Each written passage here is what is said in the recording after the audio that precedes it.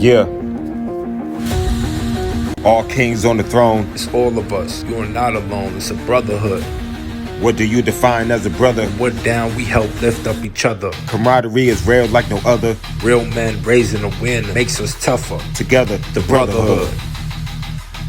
The brotherhood. HS Brotherhood. Welcome back to the Brotherhood Podcast. Now listen, we got a nice collab here. Yeah. We crossing now. Now we got Dr. Katelyn from the Healing Space here today. See the merch. You see it. You see it. Merch, you know what I'm saying? The Healing Space is here. So we about to be talking to Dr. Katelyn here to try to, get in her brain a little bit. Might talk about a little something and just see where this go, because you know what she all about. We talking about some mental health things. Yeah, so in honor of Men's Mental Health Awareness Month, we're going to talk on some mental health topics. So, Dr. Katelyn Baker, thank you for being a guest here on the Brotherhood Podcast. You've helped us in so many ways. I had the honor of being the first guest on the Healing Space podcast, and it was a pleasure to have a conversation with you and our beautiful, talented friend Cara. Unfortunately, she's not here. We're sending you so much love. We love you so much, girl. I can't wait to see you. Just know that you're beautiful, you're worthy, you're loved. Your spot will always be here, and you're missed. I told you this in a text message. Like, when you're not here, your presence is missed. So I love you. Take care of yourself. Shout out to your beautiful babies, and I can't wait to see you. So, let's get into it. Men's Mental Health Month. Right. What is that? What is that? What does that mean to me? It's like so many things. Where to begin? Where to begin? What is your definition of mental well-being, P? My definition of men's mental health and mental well-being is understanding when things are gonna go wrong, to where you could try to do things to fix them before it go too bad, if that makes sense. Because it's been a lot of times where I got to a bad mental space and I let it stay there without trying to fix it. Right. And I didn't know what to do to try to fix it, so I just stayed in that bad state of mind. And having tools and trying different things to try to fix your mental, to get back in a clear headspace to where you could think properly. That's something that, I've been trying to work on. And, I done had different conversations with her over here that where she got me open up. She got me to open up to a certain point to where I would really tell her things that was going on in my brain. And she would give me tools, basically things to try to help. And especially, we was talking about relationships, right? And, I was talking about, things that I would do in the past when it came to me dealing with women. And I thought that I was doing everything the right way and I was still being myself while I was with these particular women. And when I was telling her about that, and I was just wanted to know why it's so hard for me to find the right one. And she made me realize that I kept doing things for them to make them happy and not truly being myself. And then when I got back home and I was by myself sitting there, I was so exhausted and I was just so it felt like it was a lot, like I was running a marathon. But all I really was doing was accommodating and doing everything to make her happy and not doing things to make myself happy. And then that's when she had told me, you gotta just let her know what makes you happy and do the things that you truly want. And if she don't want to go with what you like and what you do, she's not for you. And to start at the beginning.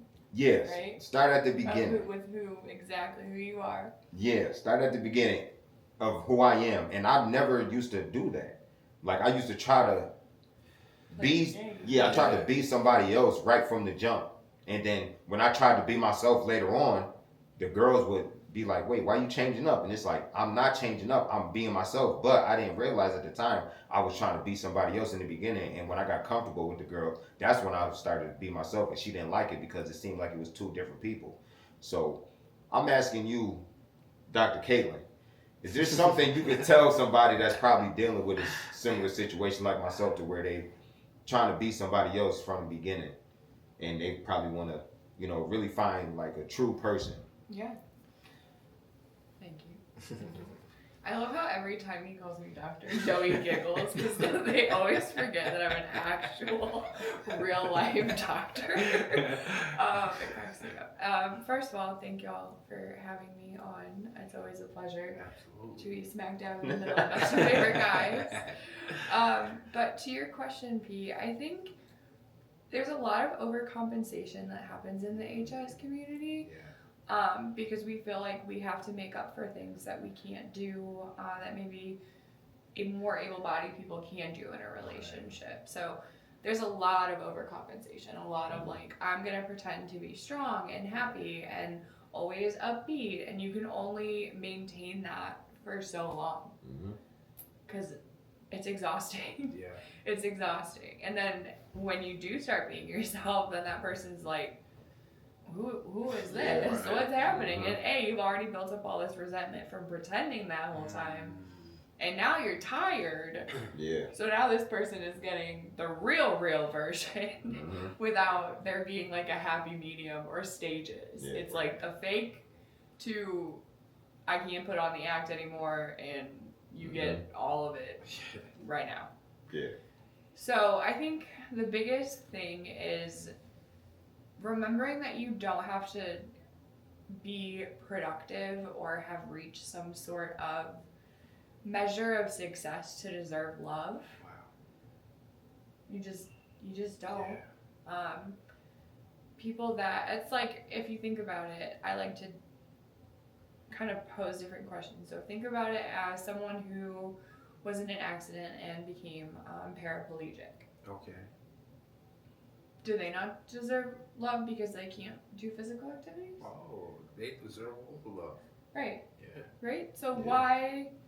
why don't warriors, obviously not comparing, Right, but we have that same mindset of holding yourself to this able-bodied standard. Right. Feeling like you're not deserving. Correct. Okay. Yeah. Yeah, absolutely. Yeah. I've struggled with that. We had a conversation about that on the Divas episode with intimacy. Mm-hmm. Absolutely. Not feeling worthy of receiving love because you may feel, if you will, defective. Yeah. Right? Right. Like you have to, like, I'm sorry, Like my you're body looks you're this a broken way. toy. Let me, cook you breakfast every morning so you don't think about that. Right. Let me, be the most supportive even when I have nothing left to give, just so you don't leave me. leave. Yeah. Right. And it's this kind of desperation of feeling unworthy, and it kills me because, like, y'all are so worthy, and I say y'all because I'm happily taken and also very gay, and that's a whole other can of worms. But Shout out to the LGBT. Shout out. Shout out. We love everyone. They do. They really do. Yeah. It's funny because some people left the house earlier today, and Joey goes, "It's the boys." The boys are back. The boys are here. The boys are back in town. Yeah. So I think all of you, regardless of what stage you're in, regardless of your body size, regardless of your physical ability, regardless of your skin color, your experiences, your socioeconomic status, you deserve love just like everybody else. And you deserve to be loved authentically as you are, not as a version of yourself that you put out, because you're not going to feel that love. Right. If you're like, this person doesn't really know me and they say they love me, do you accept Oh no. that love? Yeah. Red No. flag. Right. Red flag. Right. You're like, they don't actually know me, so No. how can they love me? Right. And then what does that leave you feeling? Empty. Unlovable. Oh. Yeah. Empty. Yeah. Those are pretty synonymous, I would say. Yeah. And it's not your fault. And you are lovable. You are. Absolutely. P, you had said you and Katelyn had a conversation. We talked in the past about therapy. As you know, I'm pretty open about my therapy journey. I'm a man going through therapy, and I've seen so much benefits to my life practicing therapy, exploring sides of me that I thought I buried, I forgot about. And it's been, to say the least, a healing journey for me. And what prompted me to get on that therapy journey was, you know, going to a place to unload and get guidance. And also, I got to give a shout out to my girlfriend at the time. You know, she was like, she gave me a strong nudge. You know what I'm saying, to go there too. So shouts out to her. But you know, you wasn't really feeling therapy. No. So like, what brought you to the decision of like saying like, let me explore therapy to like better my mental health? How did you get there? How did you have that conversation with Katelyn? From hearing about how therapy really helps you, I know hearing how it helped you when you talk about your experience with therapy, and she always preaching about therapy, you know, always preaching about it. And I haven't really jumped into it fully yet, but I did like somewhat of a little practice when I had people in my life that would actually listen. And I know with her, I could really, she know me a lot now since I've really been talking to her about everything, you know. And, you know, just having somebody that can give you some advice or give you some suggestions that really don't know the deep stuff about you, but you bringing it up, it's like, it shows me I'm looking at certain things the wrong way, you know, and we call that reframing. Reframing, and she make me approach different parts of my life differently now because I think before I act, you know, because usually I just jump into things, but now it's like, let me take a second to think before I just jump into stuff, no matter what it is. And then it's like, now I'm being more comfortable with talking about these things because now I can process them better, and it's better for my mental instead of me just automatically just jumping into stuff, and then I think about the consequences later, and then I'll be like, oh, I wish I would have did this, I wish I would have thought about it. So it's like, now I really want to jump into like real therapy because I know it's going to be different if I, you know, get a therapist for real, because like he really don't know me. Right, so you got to start from that. Yeah, so it's like, but hearing the benefits that therapy has when you go to it, it's like, that really is getting me prepared to really explore it, to jump in fully.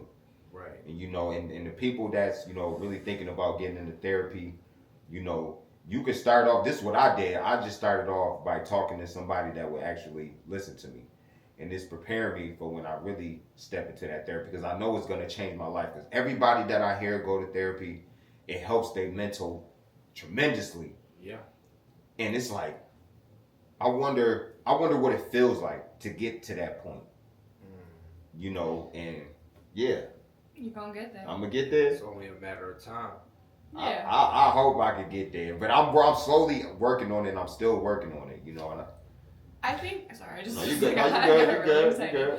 I think a really important piece of this is also, you spoke out loud all of your fears with therapy, right? Like, I don't want to talk to a stranger about my problems. Most therapists are women. I don't feel like I want to talk to a woman.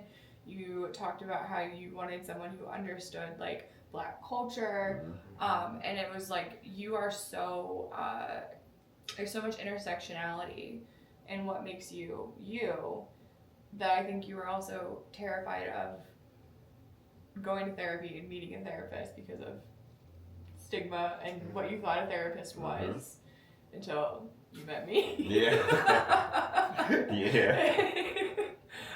Which I don't know if that's a good thing, because he just said he wants a male still. Yeah. So we didn't convince him on that part. But I will say the fact that, like, you, when we first met, were so skeptical of me. He literally was like, thought I was kind of getting in his head and was like scared to talk to me. Yeah, definitely was. Like, oh, she asked me all these questions. Like, because like I was thinking, like, you know, because you gotta take a step back. Like, hold on. Like the question she was asking me so quickly. Yeah, I was like, wait. I just met you. Like, why are you just talking to me like this? It seemed like seemed like she knew what I was thinking and was saying stuff that had me like, wait, she know what's going on in my head. But it's like, wait, I don't know if you just like a psychic or something. I don't know. And now it's just fun to mess with. Yeah, and then it had me tripping because, I like to talk to people. I like to talk, but I know how to say things to have people think differently. But when I would talk real stuff, because in the HS space, it's so much love and it's so much realness that was a lot of conversations we have, even in the building. It'd be so much real conversations that we always be honest with each other. So it's like when you meeting somebody for the first time, you talking about some real stuff, and then it's like, wait, she not joking. Yeah. She's honestly saying something so real that is actually helping me. But it's like, wait. And I slowly but surely started getting more and more open with it because I realized, like, wait, she's telling me stuff that's actually, I can adapt and put into my life and it's working. I'm like, wait, let me open up a little bit more to her next time I get into a conversation. And then it just be like, sometimes we was in the car, just riding. And then she just bring up something, then we just get to the deep talk, that she just be schooling me just on how to help me. And I'm just like, whoo. Most of the time you're doing it yourself. You both do that. Mm-hmm. Where I just ask questions and you talk yourself into a circle of your own answer. Right. Yeah. That's what a great therapist does. Yeah. Because they're not supposed to give you the answer. They're supposed to help guide you. Mm-hmm. He needs a little direct. Yeah. We all do. He needs a little bit more directness sometimes. Yeah, I need a little bit. Yeah. And then it's like, when we get into those, I know as a man, sometimes when we get into those talks and we talking to ourselves about stuff that we doing or that we did, sometimes we'll stop ourselves because we don't want to get to that certain level of vulnerability to say that. And then she'll say something like, oh, well, do you know why you did that? And I'm like, well, yeah, I do. It's because, I didn't want to get up that day or something. And then it's like, she'd be sitting there smiling like, I knew you were going to say that. And then it's like, is that what the therapist really does? Like, make me say I'm not your therapist. She not, but it's certain things she be making me think. And then she'll say it and smile.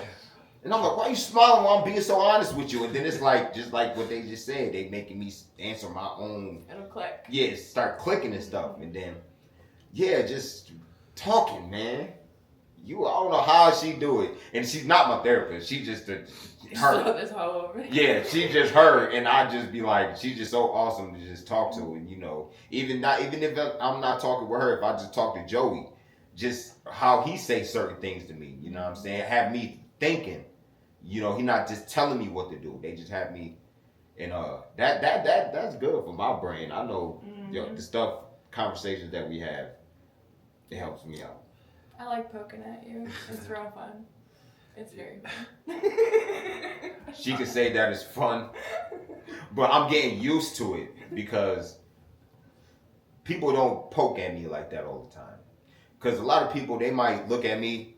Sometimes they get scared of me. And sometimes that get me mad. Because now when I see certain people, depending on how they look, if they looking at me like they scared of me, I'm not going to talk to them. I'm not going to be cool. I'm not going to open up. I'm not going to be myself. But it's like, wait, still be yourself all the time. And that's something that she taught me.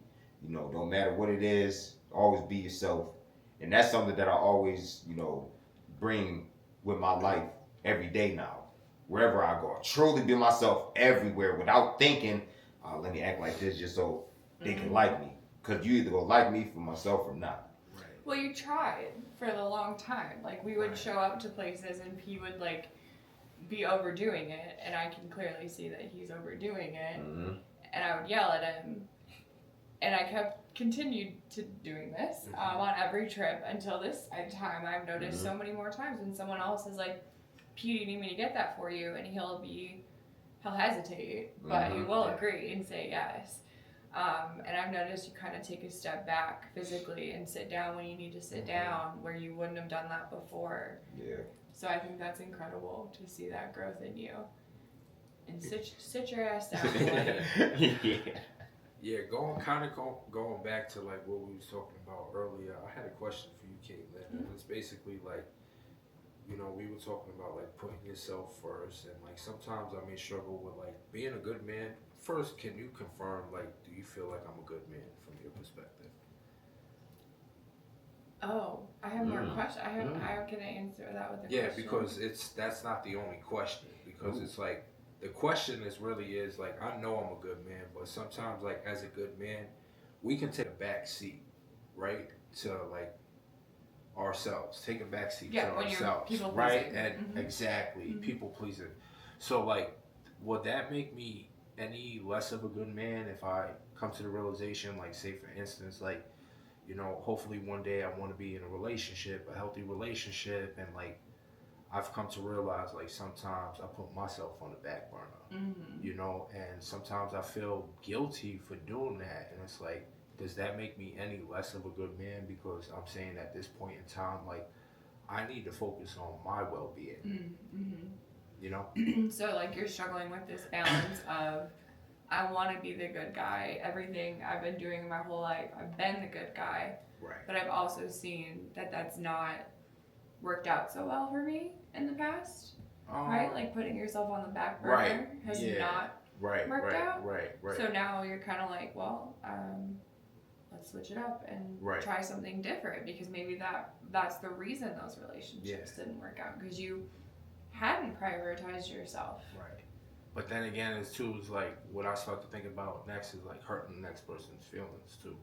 You know, like, so like that's another thing that I'll be struggling about. Like, if I feel like that's a good person, they could be a good fit for me, but I'm necessarily not ready to give myself completely to somebody. I think about like how my decision will make them feel not so good. Right. Because ultimately they would feel rejected. You know what I'm saying? Like if I'm talking to somebody and I'm like, I'm just not ready to be fully committed into a relationship. I'm just like at this point where I'm focused on myself, my well-being, but this is a great person. I'm just not that version of Joe that's able to show up for that person how they may need me to show up for them. That also tells me that maybe that's not your person if they need you to show up as something other than what you have to offer. I got you. You see what I mean? Yeah. And I also think like it is okay to put yourself first. I think it's just a balance. It's a matter of your partner also putting themselves first, so then you're not dependent on taking care of each other. Got you. There's no codependency there? Right, because then you're both good, you're on your own, you have your own boundaries, you have your own goals in life, your own friends, and then at the end you're just each other's biggest cheerleaders, challenging, supporting, and continue. But I think that if you have to alter yourself, not in any way, because some alteration is good, right? Right. Constructive criticism. Absolutely. Yeah. But if you have to change personality factors, if you have to change, like restructure your whole life or to fit into somebody else's narrative of what they think you should be, then it's probably not going to be worth your time in the long run. So it's better to nip it in the bud before it gets to that point. Gotcha. But yes, Joe, I think that you are a good man. Okay. One of the greatest that I've had the pleasure, and I don't just say it, I mean, like, obviously we're on a podcast, but I would tell you that outside of the podcast. Keep going. Let me stop before his head pops out of that hat. No. Honestly, I have had the privilege of being a part of this podcast for both seasons. Yeah. I sat there and filmed this one and have been now on it as well, and I've spent a lot of time with both of you this year. I told Parish we flipped together for like probably a whole month out of the year. Add it up. Yeah. And truly it is such an honor to witness y'all's growth, to pick at you a little bit. But also, like, you are just so very receptive of any and all feedback, of wanting to be involved, of wanting to learn, of wanting to not only improve your mental health, but learn how to help improve other people's mental health. So I just want to say, if you haven't met them in person, they really are as great as they seem, because we've been working on them being themselves. Yeah. And I love them dearly, and listen to what they have to say, because they have good advice and they have good life experience. Thank you. We love you.